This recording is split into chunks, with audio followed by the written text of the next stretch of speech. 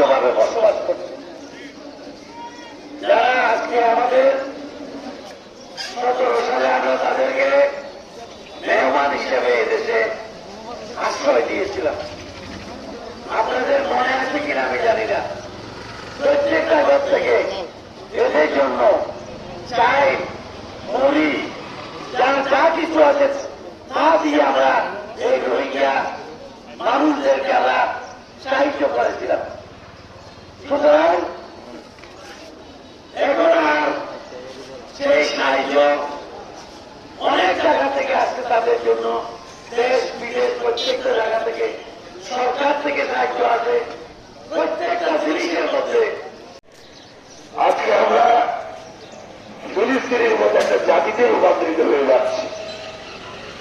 আজকে আপনারা জানেন, ওই বিশ্ব শক্তি যখন ইহুদিকে ফিলিস্তিনের জায়গাতে বসতি স্থাপন করার জন্য সহযোগিতা করেছিল, আজকে ইন্ডাস্ট্রিয়াল এনজিও গুলোর দিক সেই বিশ্ব শক্তির ভূমিকা পালন করে রোহিঙ্গাদেরকে এই বাংলাদেশে স্থায়ী করার জন্য কাজ করে যাচ্ছে।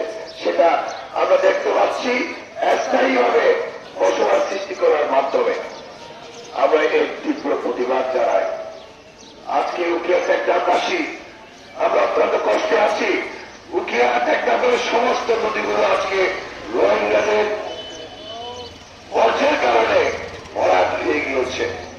সেই বর্জ্য এমন অবস্থায় হয়েছে যে কোটি কোটি টাকা খরচ করে সেই খালগুলো, নদীগুলো খনন করার চেষ্টা করা হচ্ছে, কিন্তু সেই ফান্ড আমাদের নেই।